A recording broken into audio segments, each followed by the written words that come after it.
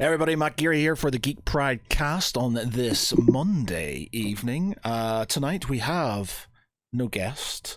It is just me and my co-host, Peter A. Ellison. Good evening, everyone. Right, Pete. So, what have you been up to in the last week? What's been going on? It's been a while since just been two of us, hasn't it? I mean, it's been several months. It's been a few months. We've had the August and the summer holidays and all that. But yeah, a lot's been going on. I mean, Rings of Power. That is a good show. And I mean, wow, straight into the guts of it, eh, Pete? No small talk, no chit chat. Just straight into it. No flirting, no kind of, warm up. No, straight in for me. But no, yeah, I mean, I've just been catching up and stuff. And yeah, just really getting into Rings of Power because I mean, it is just a really good show. Okay, so we'll skip the preamble then and just get to it. So Rings of Power. For those who have not watched it or aren't caught up, we're on episode 4 at the minute. We're on episode 4. If you haven't caught up, then turn off thy ears now. So you don't, it doesn't get spoiled for you. And then we'll have a chat. And then we'll move on to other things that may need spoiler warnings as well. But okay, so first up, general, you obviously enjoy it. Absolutely. I mean, I have never read the Silmarillion.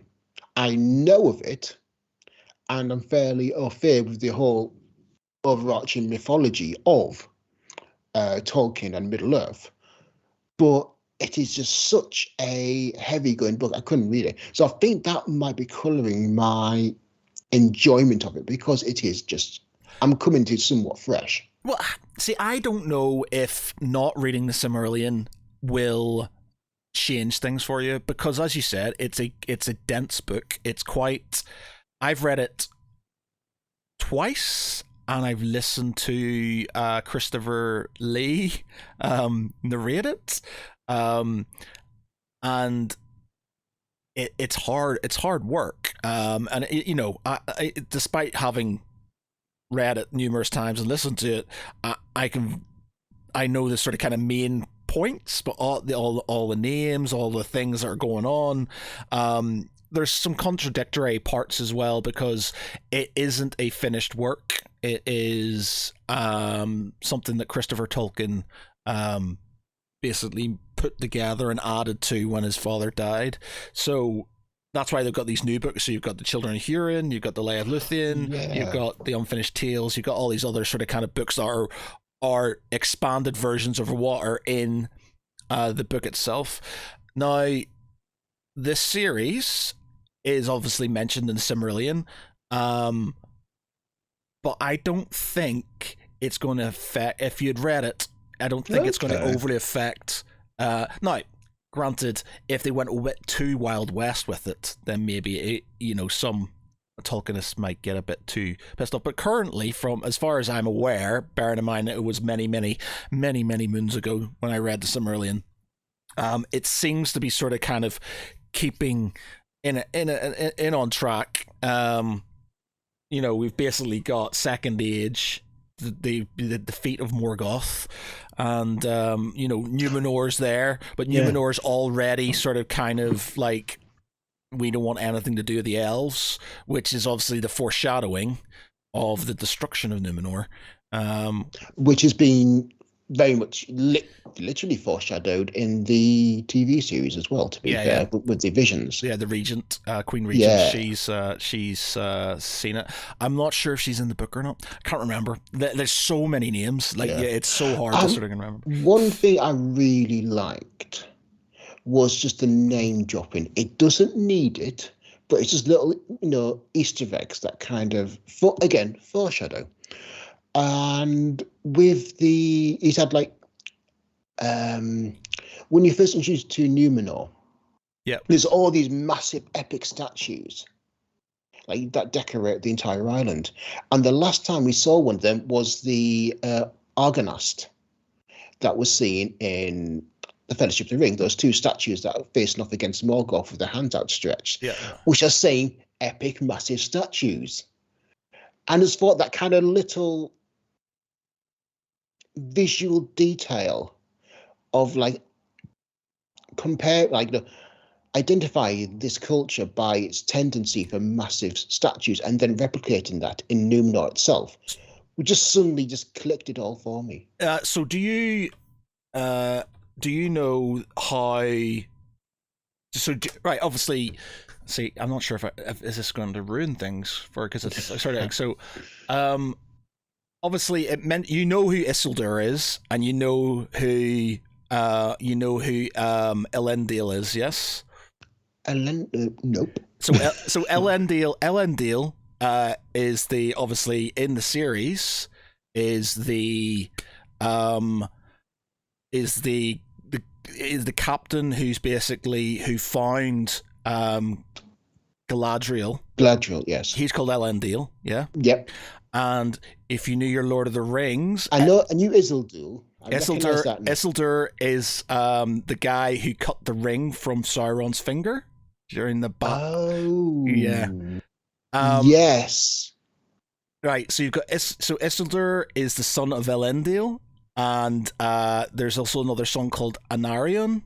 Now I'm not sure if they've changed it to a female because the girl is called Anaria or something. The sister. So I'm not sure if it's. I just need to check. Actually, I was just going to wiki it just to make sure I wasn't sort of wrong. So you've got children. So Isildur, siblings, Anarion, yeah, Anarion. Youngest son of Elendil.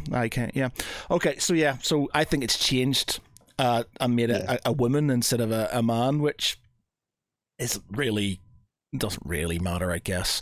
But Elendil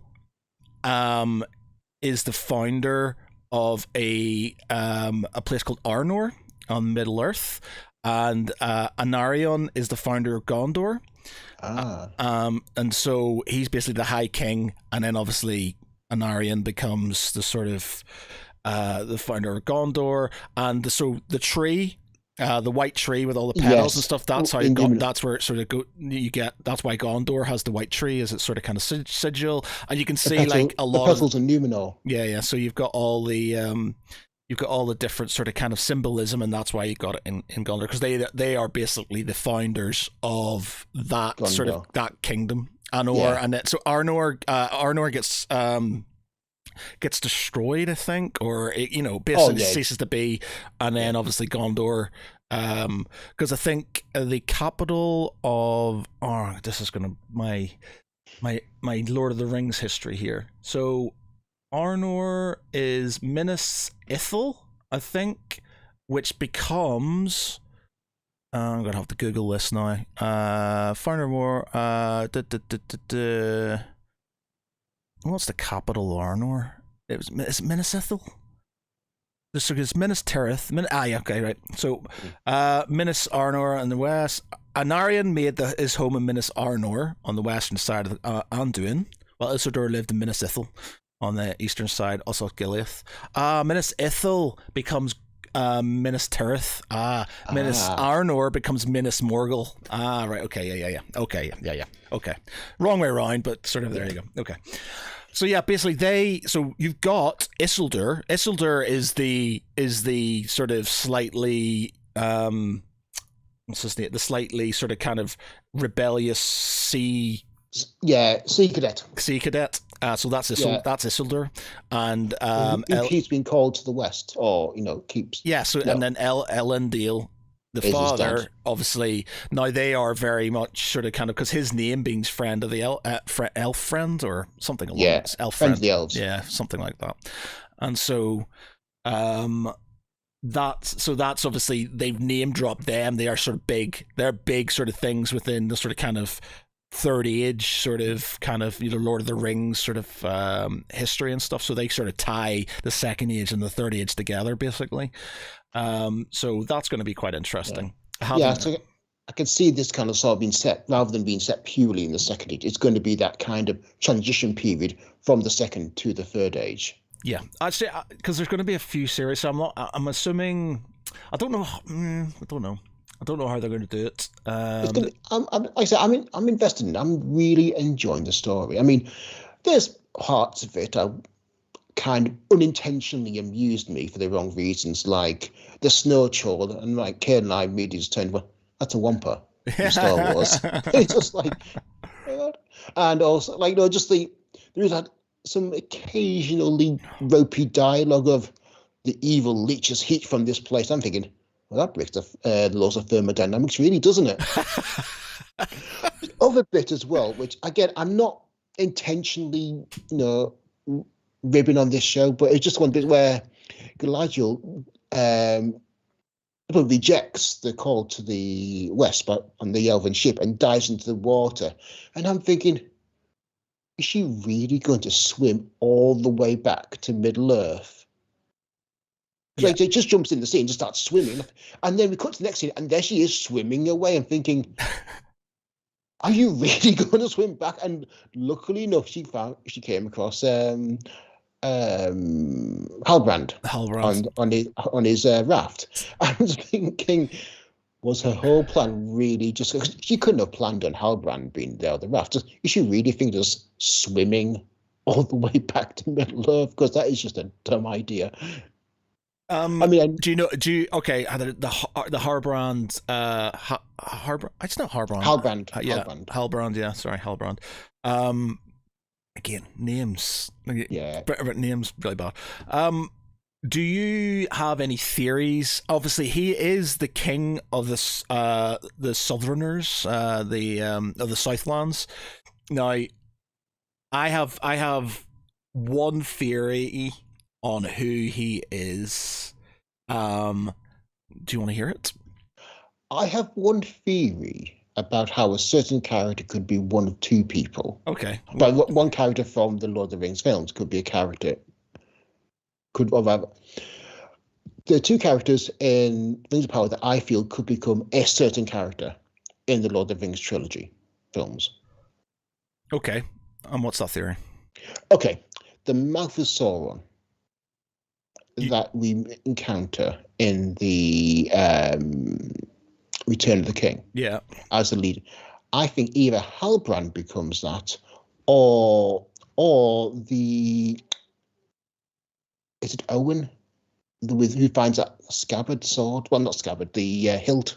I can kibosh that pretty early on, simply because the Mouth of Sauron is a black Numenorian. So he is he's basically he's technically Numenorian, and so it's basically the ones who sort of sided with the Sauron. So they it can't be either of them because they're in the Southlands. And now he's so he's technically a black Numenorian, or basically the corrupted versions of the Numenorians. So it can't, well, unless they change things. But then because in the Southland, they are the people that one-sided with Morgoth. Yes, so that's where the Southerners and there's the Easterlings and the Southerners are basically Now, what is obviously the Southland is what becomes Mordor eventually. So who I think Halbrand is the King of the Dead. Oh, yeah. So basically, what I think might happen is he will go to the west, and before the main battle with Sauron, he will, for one reason or other, and I don't think it explains why he sort of he sort of changed his mind on, or maybe it does, and I can't remember, but somebody can tell me in the comments if they remember. But he basically betrays Isildur, and then Isildur basically curses him, and that's why he has to sort of thing. So I reckon it would be a good storyline. It makes sense to have him as the king of the dead. So he basically goes back to the Southland to sort of get his people, the army ready, and then basically decides that he's not going to sack it. He's not going to fight because he's that sort of guy. I think is sort of very much a case of he seems slightly selfish. He's not a bad person, but he's quite selfish and stuff. So I reckon I wouldn't say selfish, just more self-centered. Yeah. So I reckon that's quite a good sort of angle. The King of the Dead seems to sort of tie in quite well because it's where he's from. It sort of ties in with, you know, the whole sort of kind of, you know, he's going to have an army. He could potentially get an army together, and that army is known to have sided with Morgoth. Therefore, if he swore an oath to Elendil or Isildur, and then says, "Nah, I'm not gonna fight," then he gets cursed. Then obviously becomes that and stuff. So that is a potential. I think that does fit. Yeah. What's your take on the Harfoots and their encounter with what is most likely an Astari? Yeah, I see. This is another thing because technically the wizards don't turn up until the Third Age. I don't think. That's why I'm wondering if this is at the transition between the Second to the Third Age. No, because the Third Age doesn't occur until after Sauron gets defeated. So the Third Age comes about after the defeat of Sauron and stuff. It's all about the ages come about after the defeat. So the defeat of Morgoth is the first age. Defeat of Morgoth then becomes the second age, and then the defeat of Sauron becomes the third age. So I'm not sure. Now, I guess it wouldn't make a massive issue if they did. Now, there's a whole thing like the stranger comes down and he seems to be sort of quite good with like fire and things like that, which technically Gandalf was. But also, he's very good with nature and animals, which Radagast the Brand was as well. And to be fair, so was Gandalf, because remember that he was very good with. I don't think if it's going to be one of the wizards, I don't think it's going to be Radagast. I just don't think it's sort of because Radagast was purely all about the animals and stuff, where there's this sort of kind of fire thing going on with this one, and I reckon that is something that was sort of kind of with Gandalf.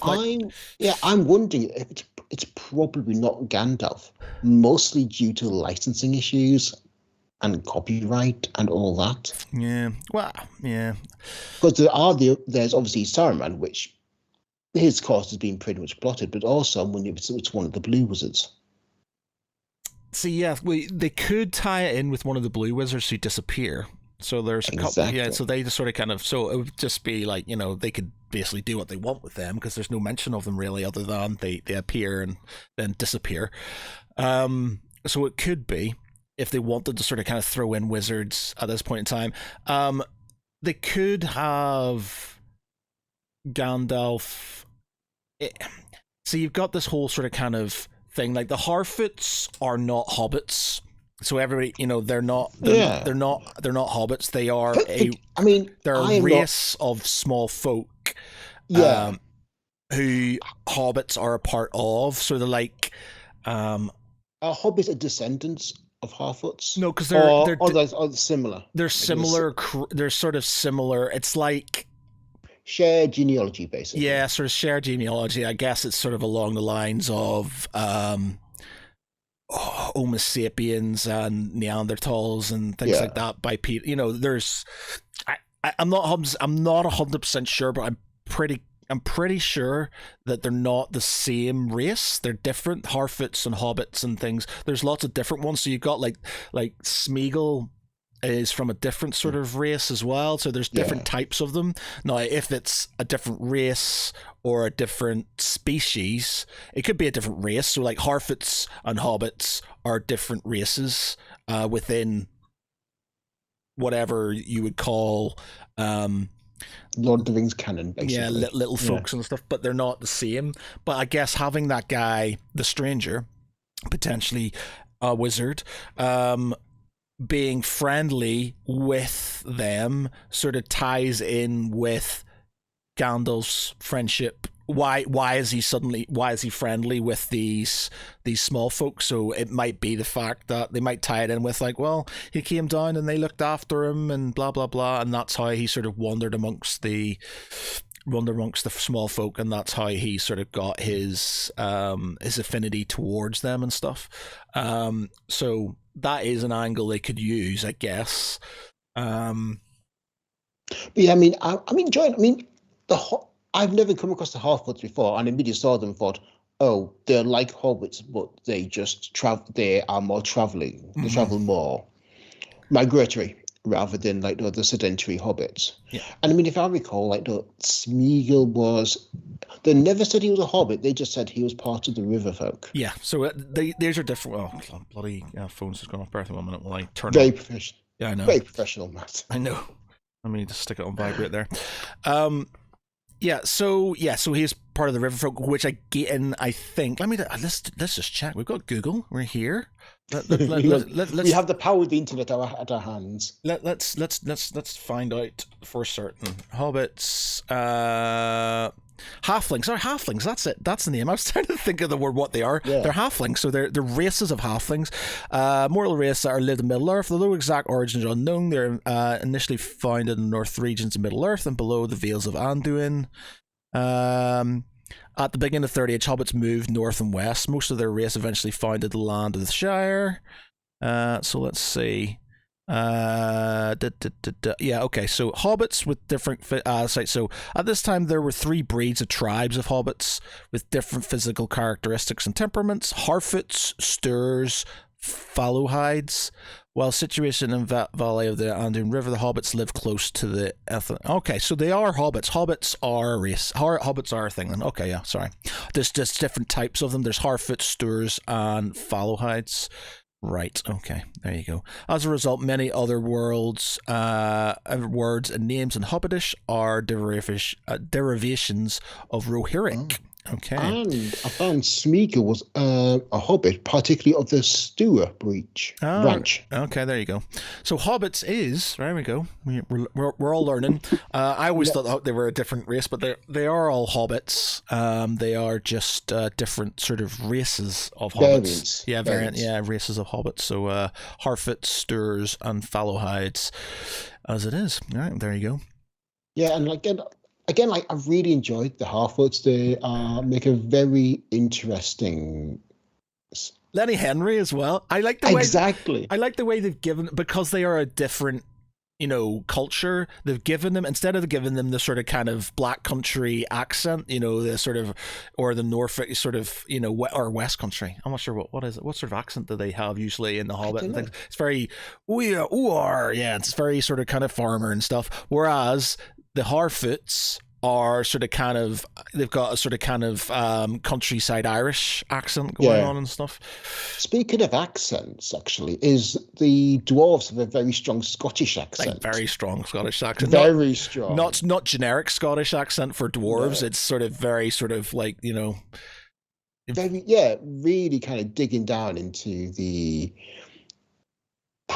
British culture, I suppose is the best way to put it, like the regionality of like the different languages, well, not languages, accents and variances. Yeah, and again, I'm really just enjoying it. Like it's a common thread, but they're just doing it really well in Rings of Power.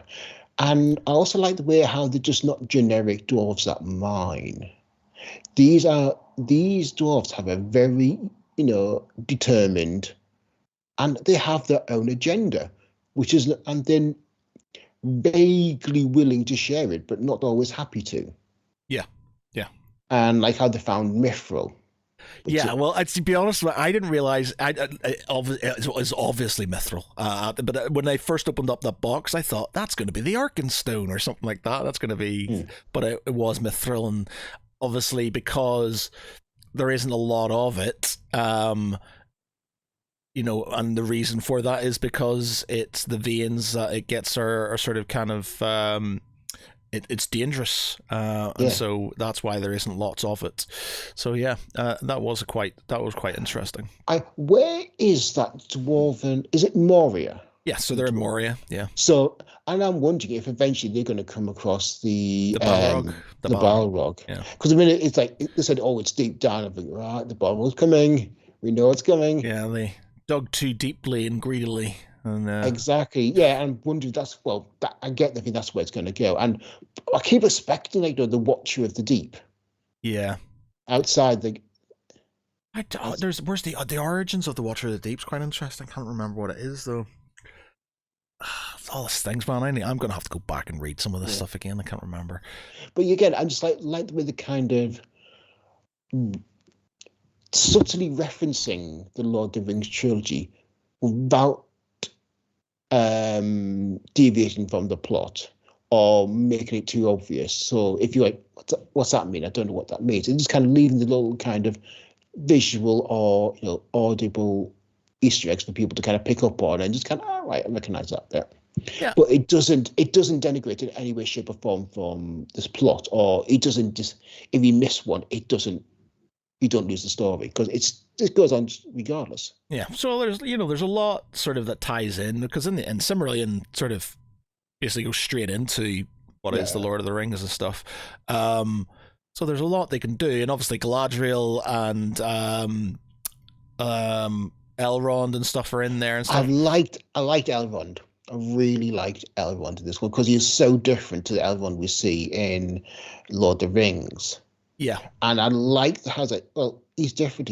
How is he going to become, Agent Smith? Yeah, well, that's the thing is it's like the film versions of them and what they've got. It's like I'm not sure if the ones they've got in the because again it's been a very long time since I've read it. I'm not sure if it's actually more true to the book the way they're acting and stuff because it is very, and to be honest, Elrond probably hasn't gone through as much sort of exactly. He's not been through that battle. Yeah, he hasn't gone through a lot of stuff that he obviously has from the First Age and stuff, but his the loss of his father and things like that. But he's not witnessed the fall of man. He's not become as seemingly jaded as he is in the Lord of the Rings trilogy films. Yeah, that being said, Galadriel, go back to our D&D, but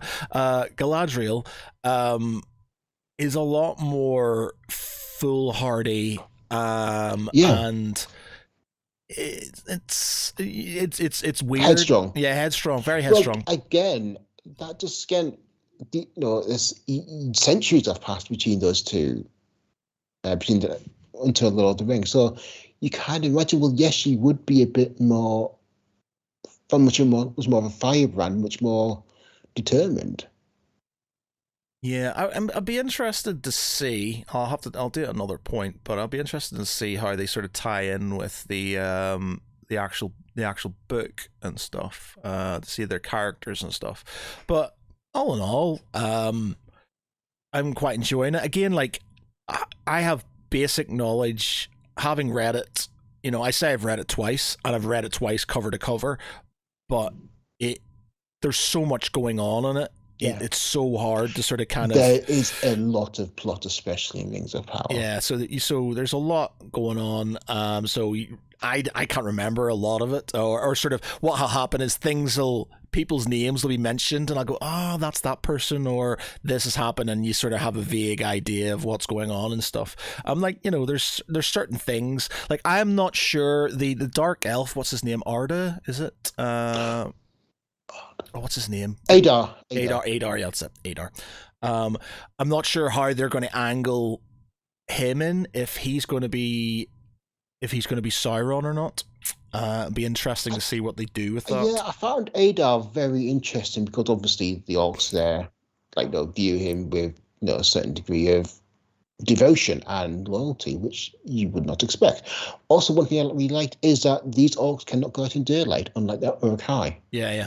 Yeah. Well, Which again, that was the whole thing. exactly. Orcs aren't meant to be able to go in the dark, whereas Urkai were bred so they could.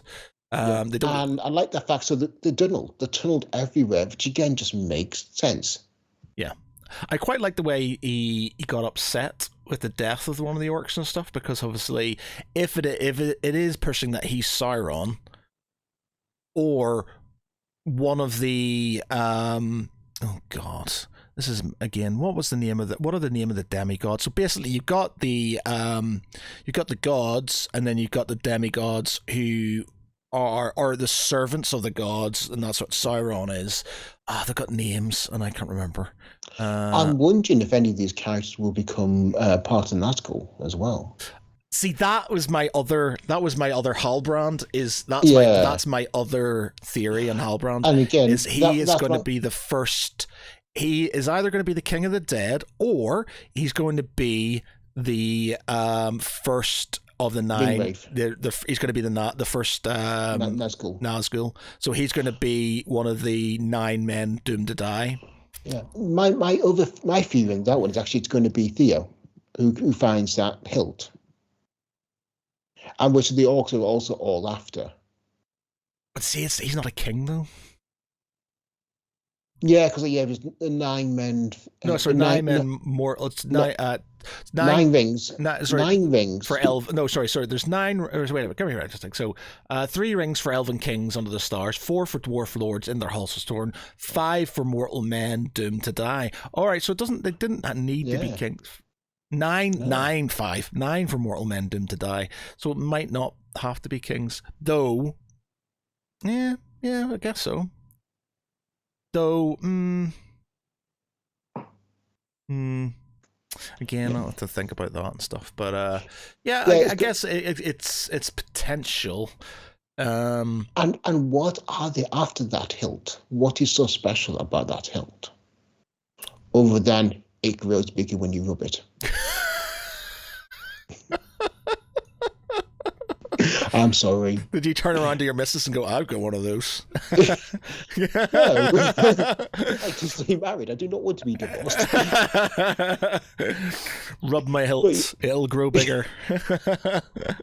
No. As, no. Just no. But no, it's seriously not. I mean, I felt like, he kind of pressed it to his skin and it, forms a sword out of nothing. And yeah, I don't know. Yeah, if it's in the Silmarillion, I don't sort of. Well, I don't remember it. But it was easily 20 years ago when I. Yeah, I keep thinking it looks similar to maybe one of the swords wielded by the Nazgul. Yeah, a Morgul blade. Yeah. Yeah. We'll see. I guess there's a lot of options for it and stuff. Halbrand does sort of tie in with both of those sort of kind of things, so it's potential. Like I don't see him being anybody else. People are saying it could be Aragorn. It's like it's definitely not Aragorn, because Aragorn is descended from the line of Isildur, and Isildur's still very young because he hasn't had any kids yet. So that's something that could come in, because you could have the Dunedain and the Rangers and things. So that could be in a later series, but it's definitely not Aragorn. Because as much as he is long lived. Being Númenórean, he's still not that long lived. He's definitely not that long lived. So yeah, but yeah, I think Halbrand, and potentially the boy as well, whose name again I can't remember. I'm pretty certain. Yeah, so that is a possible. Yeah, possible. Yeah. But to give you an idea of how much story is in Rings of Power, we've been talking about this for 3/4 of an hour now, on 4 episodes. All right, to give you an idea, it's like how dense the story is here, and how rich. Yeah, and I think a lot of people are taking, like my friend Tom messaged me and went, "Are you like me, not enjoying this and stuff?" And it's not. I can understand the first 2 episodes, maybe the first 3 episodes are weird for people, and I think that's because we've got these sort of instilled versions of what Lord of the Rings and its history should be based on the films. And the films, excluding the Hobbit series, but the original trilogy, were amazing masterpieces, and so any deviation from that is going to obviously be problematic for some people. And especially when you got really weird looking sort of kind of things going on, and you're like, I'm not sure if I like this or not. I think it's going to be something you have to give time. Like the first 2 episodes I was a bit sort of indifferent to. The 3rd episode I enjoyed. The 4th episode I really enjoyed. I think it's going to be, as time gets on and the story unfolds and things start to sort of kind of, all the machinations of Sauron and stuff start going out, and things like the destruction of Numenor and basically the finding of Anor and Minas Ithil and stuff like that is going to be all that stuff, and then it's going to end with the sort of the battle at the end, which again, what's the last battle called?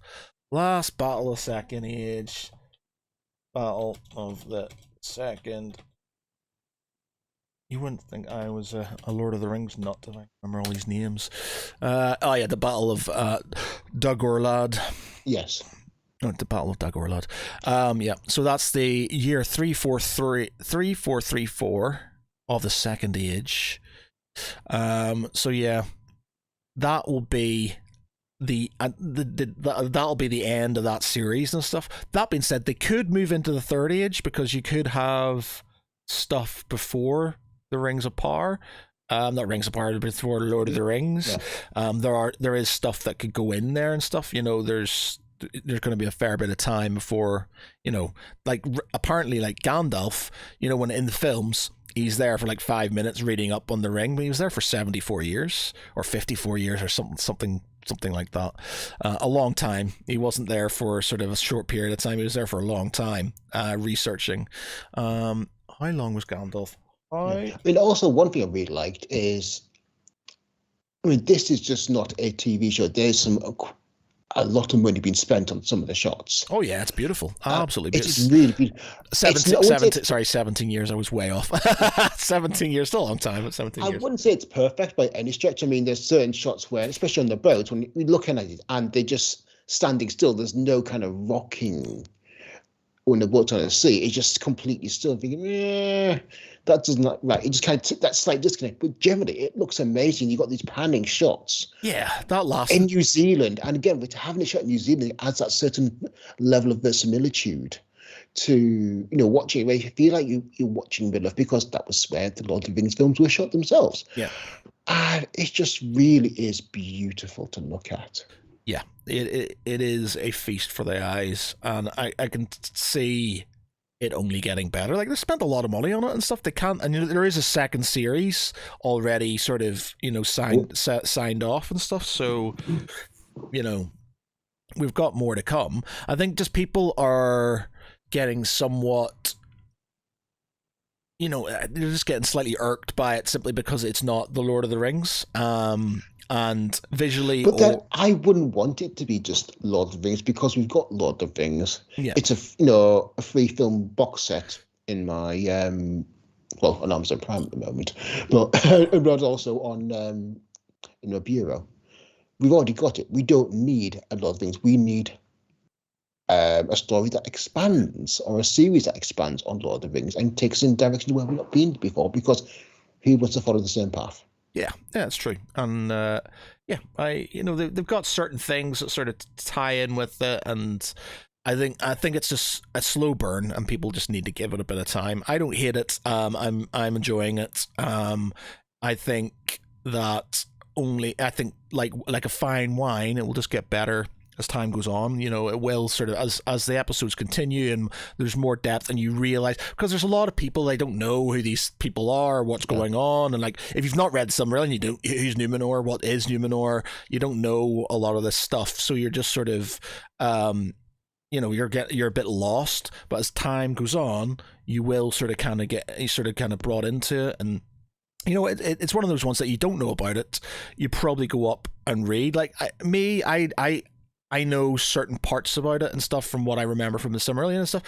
But like, if there's something, I'm just like, I'm sure that's like this, and then you go and you read a wiki about it, or you read something about it, and go, oh, right, okay, yeah. And I think that's the thing. When Ken and I have been watching it, we usually sit there, watch with our phones, and we'll pause it like every 5 minutes. Go, oh, hang on, just quickly wiki that name. What's that mean? Yeah.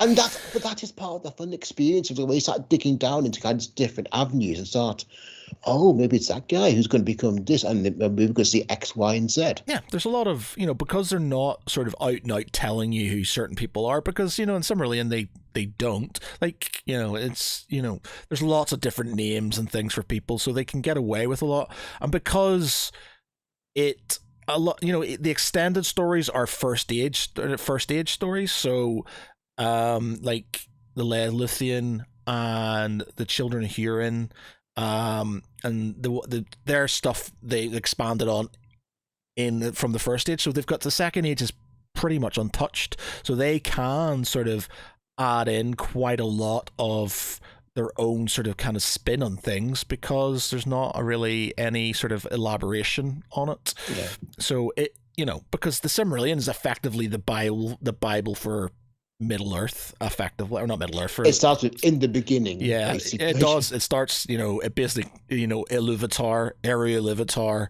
the Inari are the gods, and then so obviously there's subsets and things like that. But it basically goes from the creation of the creation of elves, then the creation of men. But before men awaken, dwarves are made, and then dwarves are put to sleep because they weren't meant to be made, so they get, why did you create them? And he's just like, oh no. And then sort of men awake, then dwarves awake, and then sort of hobbits just appear out of nowhere and stuff. And it is just like, it's kind of, it's I think it's probably denser than the Bible, but it's got a lot of stuff in there, and I think they can do a lot with it, and which they are doing. Absolutely, yeah, and I'm enjoying it. Yeah, I mean, are they telling us everything immediately? No. Do I want them to? No, I'm enjoying the ride. Yeah.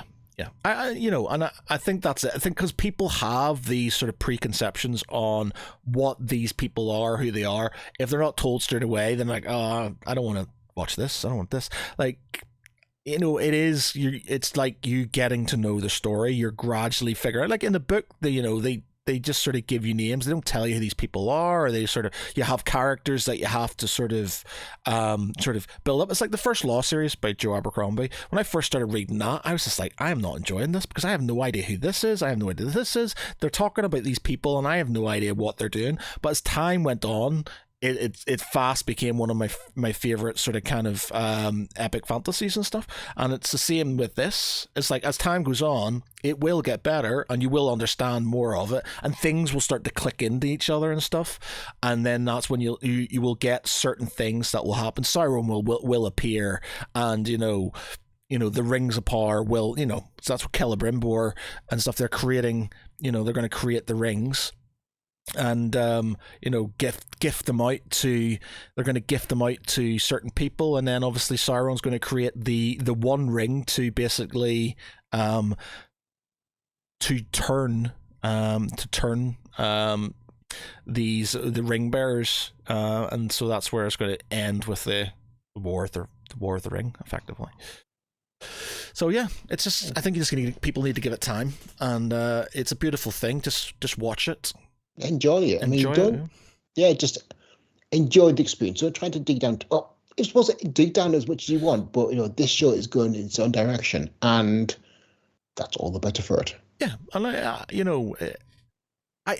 like Elrond to me. Like some people said, he's weird. He looks weird, and he talks weird and things, and it's just like, the one thing it really annoys me is the way they pronounce things with the Mordor, and they roll their R's, and it's like Numenor and stuff like that. It's just like this whole thing that they got from the TV series, where they have to sort of kind of elongate these things and stuff. But yeah, it's different, and I'm enjoying it, and I think just sort of, if you just sort of take Lord of the Rings, it's a part of the same history. It's just not the same story, same time of history. Yeah, so you can you can go with it and stuff, and you'll enjoy it. Like, beautiful thing. They spent a lot of money on it. It's only going to get better. I have no doubt you're going to get some seriously epic battles coming up and stuff.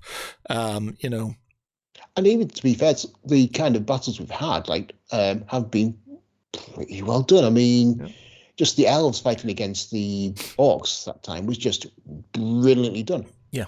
It was only a little skirmish, but what I saw was, that was really kick-ass. Yeah. Yeah, and it's slightly darker in a way than Lord of the Rings and stuff. There's a darker edge to it, I think. Distinctly more brutal, I think. Yeah, yeah. And that should be, because the Silmarillion is a darker book. And it shouldn't be happy clappy and sort of like funny. It should be akin to sort of kind of Game of Thrones type stuff. It is, there's a lot of bad shit that happens and stuff. It's basically the falling apart of humanity, and it being sort of kind of trying, the elves trying to keep things together, and Sauron trying to basically destroy everything. And it should be dark. So yeah.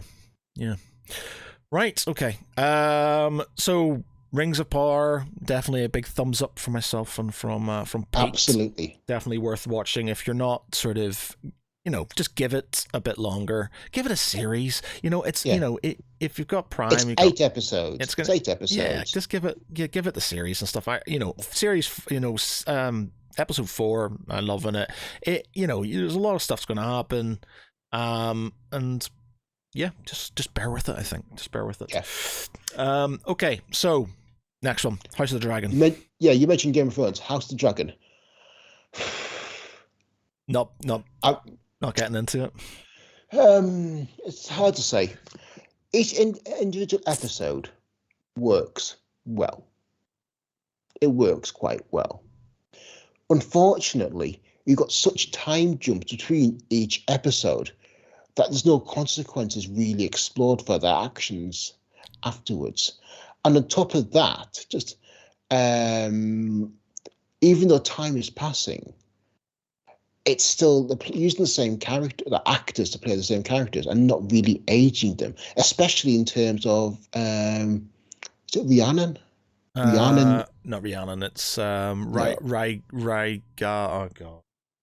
Names, Matt. House of the Dragon. Rhaenyra. Rhaenyra.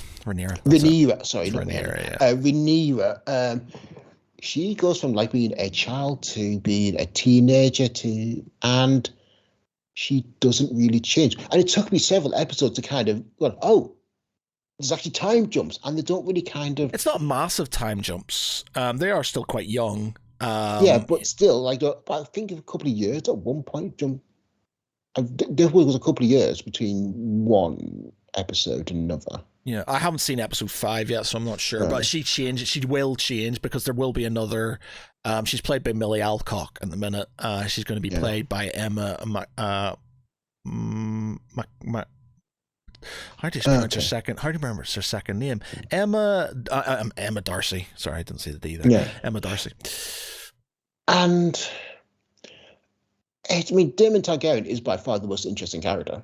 Yeah, well, he's George R. R. Martin's favorite character and all, because he's very grey. He's not a bad guy, but he's not a good guy. He's just sort of kind of in the middle. Yeah, and it's just not gripping me as much as Rings of Power. And again, I think it's because there's a sense of disconnect between each episode, and there's each episode works great, but then we look at the overarching narrative. There's a disconnect because of those time jumps, and this feels not as smooth. It's the best way I can put it. It's based on a history, so it's based on the Blood of the Dragon, which is a book he released in 2016. I want to say 2016, something like that, when he should be writing other books but didn't. Anyway, so yeah, and that is basically a history of the Targaryens, and so it basically has from Aegon's conquest all the way up to the sort of the Mad King, and that this civil war, this thing that's happening, the Dance of Dragons, it's called the Dance of Dragons. It's not to be mistaken. It's mistaken for the book called the Dance of Dragons. Sorry, Dance of Dragons.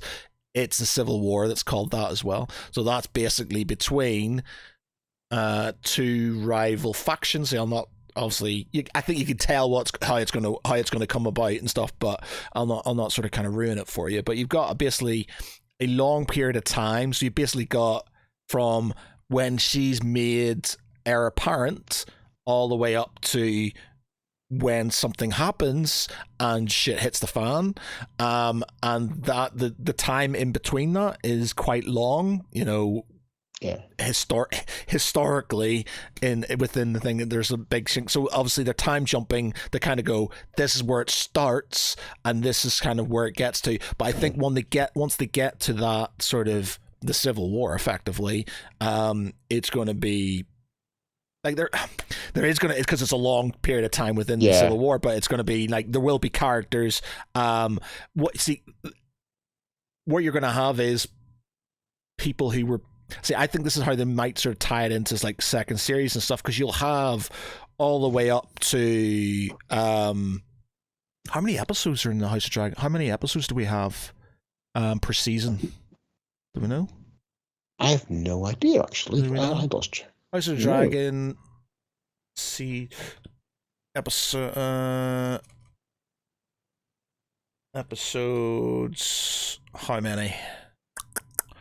So we're gonna have 6 episodes. 6. They said we'll run for 10 episodes. House for 10 episodes. So there's gonna be 10.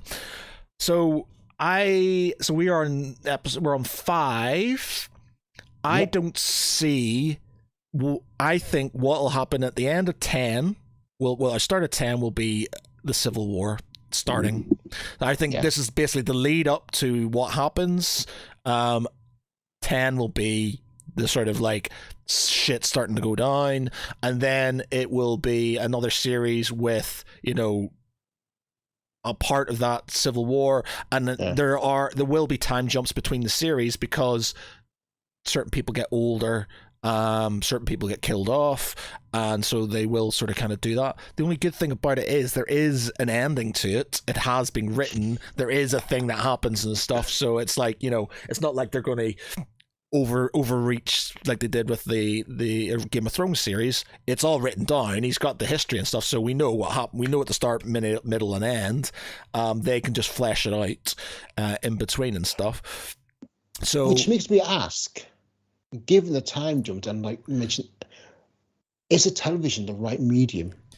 I don't see why it's not. I don't think it's not a problem for me, because it's the same characters and stuff, and it's just sort of like in films, and there's lots of stuff where they have time jumps, and it's not an issue for me. Like, she's not, the time jumps at the minute aren't massive time jumps. It's a few years, maybe. She's been married, or so it's not a massive thing. But it is a massive time jump for what is a child. I mean, my daughter changes about every year. I know, but for the sake of the story, I don't think it's a massive issue. It just kind of like, it just really, I didn't realize the first few episodes that the word time jumped. I didn't realize. I started thinking about it. Hang on, there must have been. But yeah, I'm enjoying it. Good. I'm really glad you're enjoying it. I'm not sort of. You are the Game of Thrones nerd. To be fair, I mean, you know far more about it than probably the rest of Geek Pride combined. To be fair. Yeah, again, bam, bob with names. I'm just, I know all these things. They're in my head, and then it's just like trying to grasp names and things. But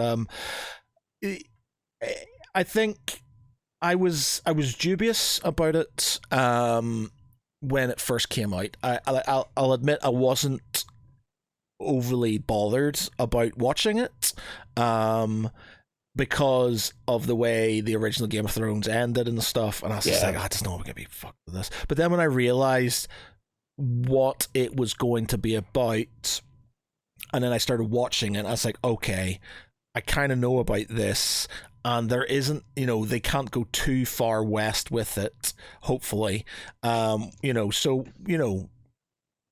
it should, and hopefully they've learned from the last one that, it should be quite a good ride. It's just at the minute, it's like the Rings of Power. It's story building. It's like it's basically getting you to a certain point. If you think about the first series of Game of Thrones, not a lot happens in it until the very end.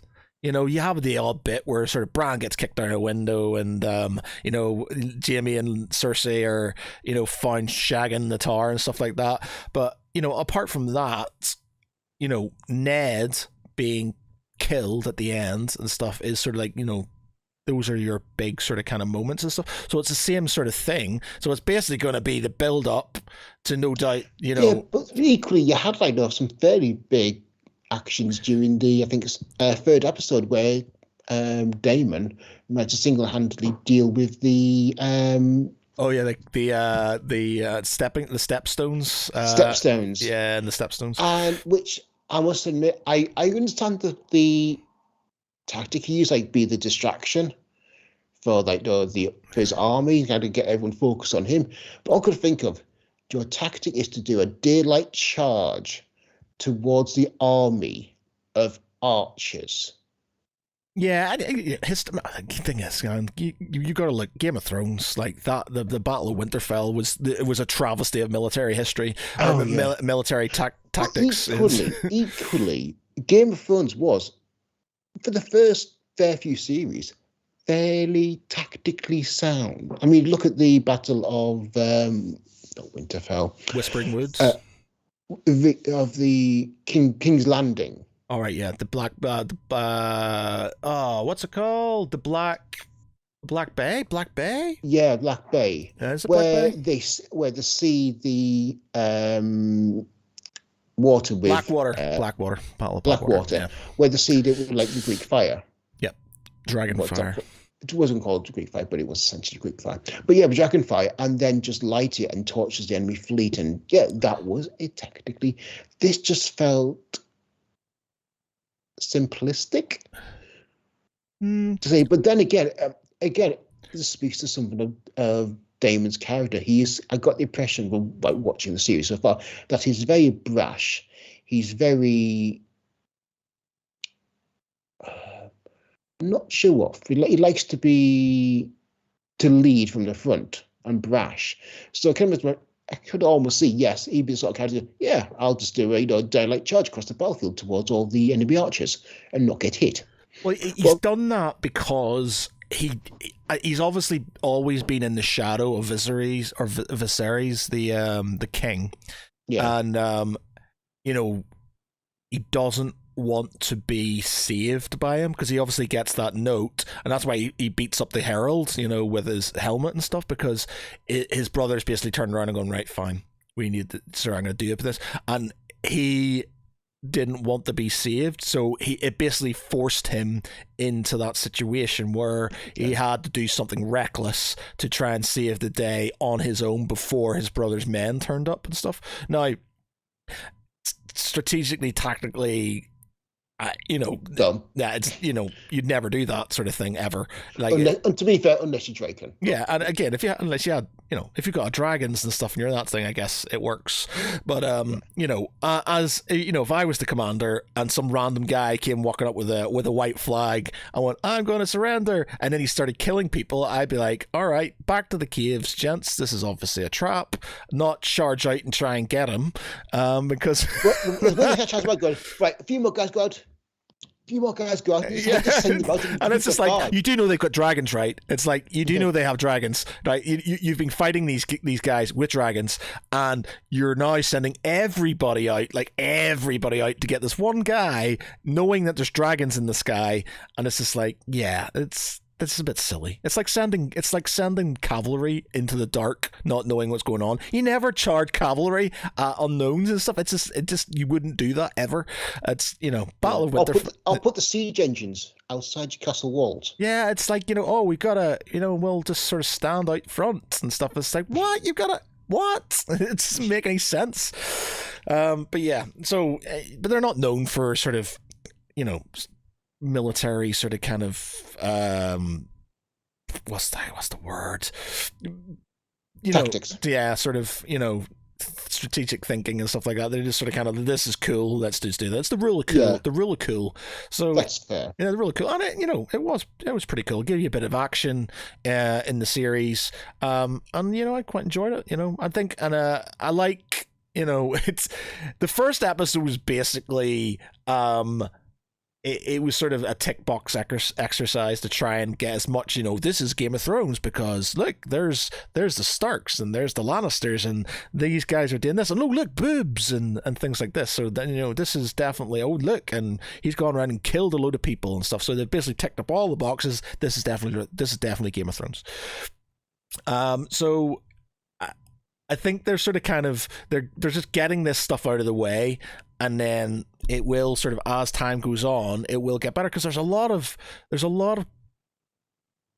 to be a lot more people killed in this one than there probably will be in Game of Thrones and stuff. There's going to be a lot more if it sticks to what the book has. There's going to be a lot of dead people and a lot of dead dragons, and there's going to be a lot of stuff going on. So they have to sort of it's got to be interesting. It's got to be good. Yeah. There's a lot of material there they can use to really fuck with people's heads and stuff. There's one death in particular, which I'll not mention, and stuff's going to be proper like, oh my god, sort of thing. So what you mentioned dragons. Now in Game of Thrones series, you could identify each dragon. Yes.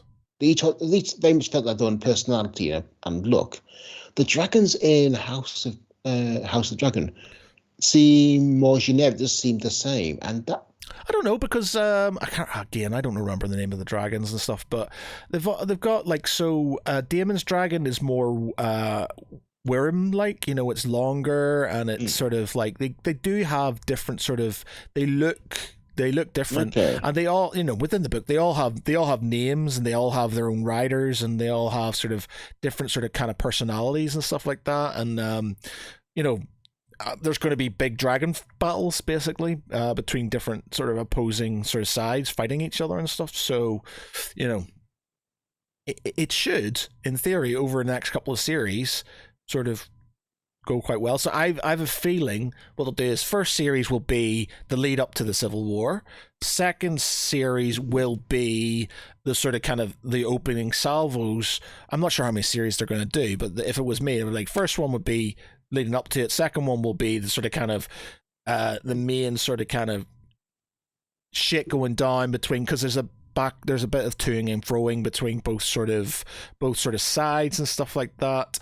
Then you're gonna have third series where you're gonna have some of the sort of major deaths and stuff happen. Fourth season maybe the sort of the end of it and stuff.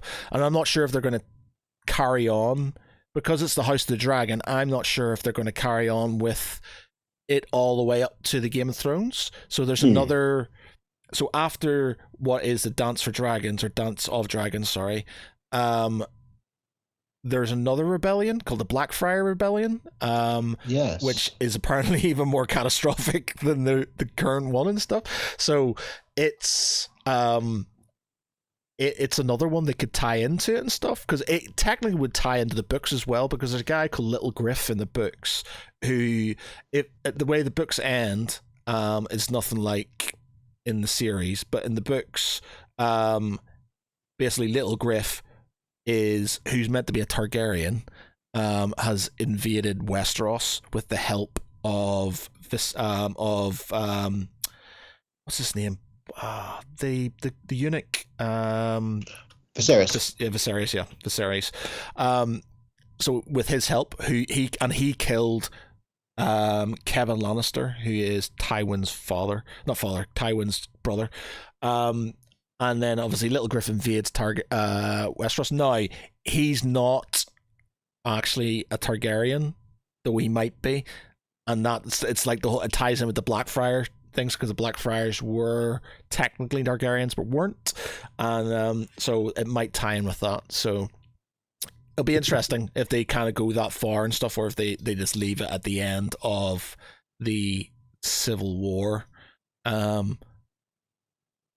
They may do, but I don't think they could probably get 4 or 5 seasons out of it. maybe more. There's a lot more. There's a lot going on. It's just it's one of these ones you don't want to sort of overdo it, because from the sort of the back and forth of the battles and stuff like that, and the sort of them trying to basically persuade other areas to take their side and other shit going down, they've got a lot of content they could use, so they could sort of kind of drag it out for a bit. Well, we'll see. But I think dragging it out would probably be to its detriment. To be fair. Well, it's one of those ones though. It's because Game of Thrones failed at the end because it didn't it needed to be longer. It was so complicated. So. It was very complicated. There was a lot of loose threads that they tried to tie up too quickly, and because of that, you had this forced, really fast sort of stupid ending that sort of basically didn't give any of the characters any sort of kind of proper ending. So, except I would counter that by saying probably the character that had the best ending was the Hound.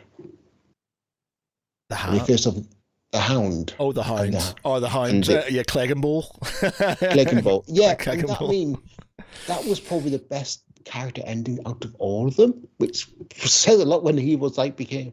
Yeah, they've just pushed it too far. They had this thing. It's like the White Walkers are coming. The White Walkers are coming. Oh, they're gonna do horrible things. Oh, it's gonna be this big horrible thing. Oh, there's one big battle in the dark and it's over. And it's just like, oh, okay, that's it. And so, yeah, part of me does. I just want them to learn. Like, if they're going to with the time jumps, I think they can get away with certain things, so they don't have to bring as many characters in and stuff. They don't have to sort of kind of be as precious about the timeline and stuff, because they can jump through certain things, so they can maybe do certain things faster. But I don't want them to do it to the point where they have a lot of, because especially within the Civil War and stuff, you're going to have your main characters and things, but there's a lot of different houses you get involved, different sides that things happen and stuff, lots of different dragon riders and stuff, and it's like, I don't want them to sort of kind of go, they're dead, and this happens, and then sort of kind of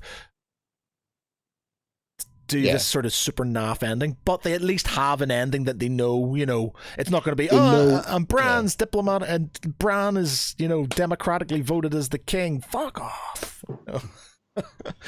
Yeah, I mean, at least this way they'd have a end in sight. They know the basic arc. Yeah, but of which to adhere to. Yeah, well, they did technically, in George R. R. Martin allegedly did give them an ending for Game of Thrones, but here you've literally got it all. You effectively have a history book, a timeline, showing you all the different parts, all for the Civil War, effectively, that comes up. So, yeah, as long as they stick to it, not rigidly, because it is just history. It's not a story. It's just a history text, effectively, explaining what happens and stuff. So they've got a lot of things they can do with it. But as long as sort of the main deaths happen, and you get to that end, it should be okay. But yeah, I'm enjoying it. I think it's another one that has taken a while to sort of kind of me to get more interested in it and stuff. But episode 4 was that sort of like episode 4 in the Rings of Power. Again, it's that turning point for me. It's just like I've gone from being indifferent to I'm into this now and stuff. So I find it very telling that you've got the Rings of Power and you've got the House of the Dragon out at the same time. Yeah, which is just great for fans of epic fantasy. Yeah, well, is it though? That's the thing. Is it? There's loads of stuff, and it's just like because of that, you're comparing them, and I'm not sure if they should be compared or not. I don't think they should be compared. I mean, they're broadly in the same genre. I mean, I hesitate to call House of Dragon epic fantasy. It's more grounded than that. Yeah, even though they've got dragons. Whilst Rings of Power is very much epic fantasy. Yeah, or at least the start of it. Yeah. However, having said that, for fans of fantasy and genre, it's prime. It's great. Yeah. Yeah. And also, it kind of sets the bar for what readers, and people that are into fantasy should expect. I mean, rather than some of the crap that's been out there recently. Yeah, well, we'll see. But yeah, fingers crossed. Both of them, I'm getting it. I just hope they don't let us down. So both of them, I'm enjoying, and I hope both of them do well. So we'll see. I've not seen episode 5 yet, so Josh, he was going to sort that out for me and stuff. But hopefully soon. And yeah, right. We're going to talk about other things, but it's now an hour and 10 minutes, and obviously talking about Lord of the Rings and Game of Thrones and stuff is that's important. I mean, you've got to give them time to taking up our time. So what we'll do is we'll do our ending pop quiz. I think we're going to have 2 each here, Pete, to sort of give us. I haven't put any on TikTok recently, but hopefully I'll start sticking them on shortly. But yeah, so we need our. Okay, I've got one. Okay. Already. Right, bear with me a minute. Let me get my time right. In fact, let me just. I'll do it here. Stop. Okay. Right. So, what is it? It is a Marvel character. So Marvel, okay. Yeah. So Marvel, 60 seconds, go. Okay, so in the films? No. Not in the films. In the comics? No. Yes. Superpowers? Yes. So not like rich, has actual powers. Has actual powers. Are they a good guy or a bad guy? They're a good guy. Male or female? Male. Male, superpowers. Okay. Are they it's not Captain Britain, is it? No. Okay. Have they been in any of the TV series? No. So they're not in the TV series. They're not in the films. Nope. Oh God, my comic book knowledge is grim. Okay. All right. That's 60 seconds. Right. Okay. Give me 1 minute. So, superpowers. Are they? And my last question. Are they a mutant? No. Okay. No idea. Okay. Darkhawk. I've recently read Darkhawk Airborne, which was released last year. And it's basically a 90s character that was created in the style of Spider-Man. Darkhawk? Darkhawk. Oh, okay. Never heard of him. Really, Never heard of him. It was very much a kind of a C-lister, but it was the first kind of comic series I ever kind of really followed. And I was delighted to find out the sort of reboot of the character whilst remaining consistent with the character's continuity with a new graphic novel last year. So anyway, yeah, I'm going to get this. Okay. Okay. Right. I'm gonna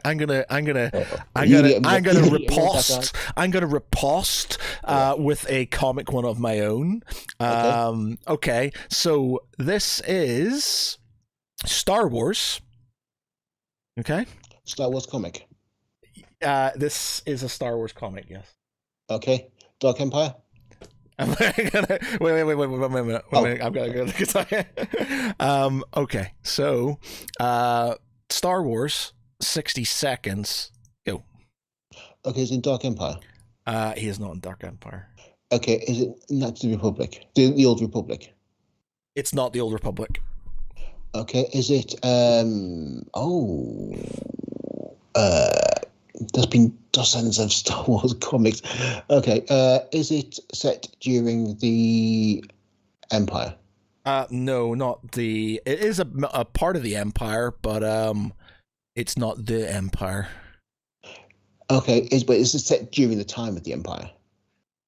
It's not the Empire of the Old Republic times. But is it the Empire of the current time, as in like during the original trilogy? No. Okay, so it's after during the sequel trilogy. It's not within the one it's basically it was created by Dark Horse Comics. Yeah. I'll give you and it's obviously is it? Because there's several comics that were created in after Return of the Jedi, but before the is it right? Okay, is it Emperor's Hand trilogy? It's the Crimson Empire. I'll give you the clue. Crimson. I don't know that one. Crimson Empire. Okay. Are the Force powered? Well, your time is up now. Okay. So I'll give you one more. Okay, so are they Force powered? I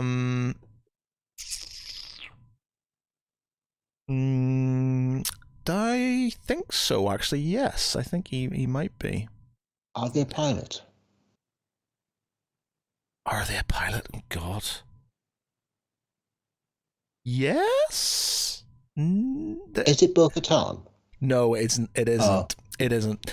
I moved this because basically, right. So I have very few comics. I'm not a comic book guy, but the only comic books I own were Crimson Empire, the original trilogy, and the original series. And the second series, Crimson Empire 2. And I finally got the what's it called? The first comic book issue 1. Yeah, I finally got issue 1 off eBay for nothing. Somebody was just selling it because obviously, and I've been looking for that since I was since the 90s and stuff. Like I out of all the comic books, I was like, I'm gonna try this comic book lark, and I tried, and the first issue was gone before I even got it. I was like, oh, so I got 2, 3, 4, 5, 6, and I was like, I haven't got one, and I couldn't find it for ages. And then the other day, I was just having a bit of a moosey down eBay and saw it for a tenner, and I was like, yep, I'll have that. The guy's called Carnor Jax. Oh, so do you remember I cosplayed? Yes, I did. Yes, you at UK Games Expo. Yeah, so that was it was loosely based on. Yeah, loosely based. Cool costume, though. Yeah, loosely based on him. Okay, that wasn't a very good one because my comic book knowledge is pretty grim. So I've no doubt there's lots of people shouting at me and going, "Oh my God, he is this and he is that" and stuff. But yeah. Okay, well, I'll give you an easy one, Matt, for next then. Okay. It's going to be Lord of the Rings.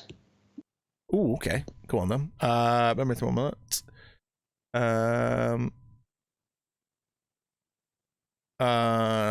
Lord of the Rings, 60 seconds, go. Okay, part of the original trilogy? No. Part of the Hobbit trilogy? Yes. Well, the Hobbit, the book. The Hobbit is it in the book? Okay. Is it Tom Bombadil? Yes.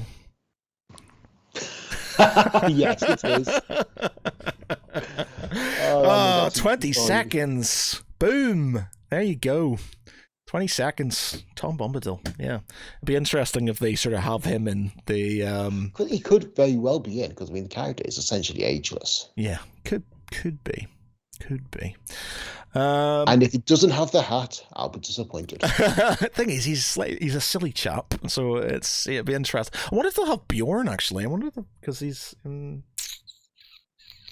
Yeah, we'll see. Okay, another one for me then. Okay.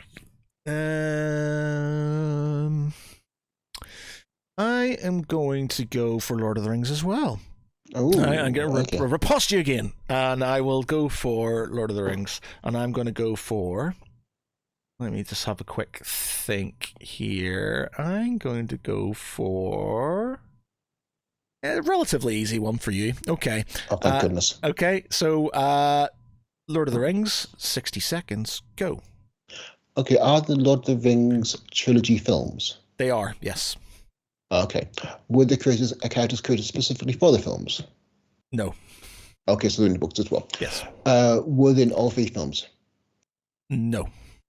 Were they in Fellowship of the Ring? No. Oh, okay. Were they in The Two Towers? Yes. And were they in Return of the King? Yes. Okay. Were they in Battle of Gondor? Yes. Pelennor Fields? Yes. Battle of Gondor. That's what I noticed. Okay. Were they one of the Gondorians? They are Gondorian, yes. Okay. Were they a soldier or were they royalty? Oh, was it? Okay. They are a soldier. They are technically not royalty. Okay. Is it male? Okay, I'll give you this one, and you can have one more question after this. It is male, yes. Is it the brother of Boromir? It is the brother of Boromir. What's his name? Boromir? Yes, very good. Yes, yes, because they're not.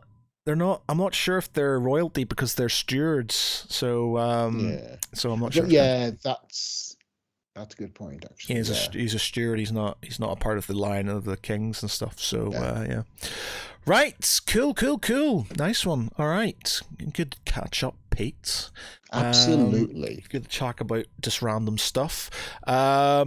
Thanks for people for watching, much appreciated. If you've been listening to this, hopefully we haven't spoilt too much for you from the. I don't think we went and maybe We'd spoiled one or two things, and we did a lot of speculating. Yeah. Well, and if we get any speculations correct, wow. Yeah. Sorry. Well, like Halbrand is either a Nazgul or the King of the Dead, I think, are pretty good shouts. Which, to be fair, is a very broad shot. Well, no. Being the King of the Dead's not a broad shot. That's a call. Yeah. That's a called shot right there. That's him. True. And basically being the King of the one of the main Nazgul again is pretty much a called shot. So it's like it's basically two characters that are I'm verging towards the King of the Dead. I think that sort of kind of makes more sense. But he could be a Nazgul. He could turn into be a ring wraith. So. We'll see. I think the King of the Dead makes a bit more sense because he can do honorable things, and then at the end just kind of go, nah, and that will be like, oh my god. Whereas if he's just corrupted by the ring, it's a bit lame. So we'll see. Okay, so thanks everybody, much appreciated. I will hopefully have this out sometime, actually on time this week, because last week I had no internet. But for me, I've been Matt Geary, and with me has been my co-host Peter Allison. Good night, everyone. Night.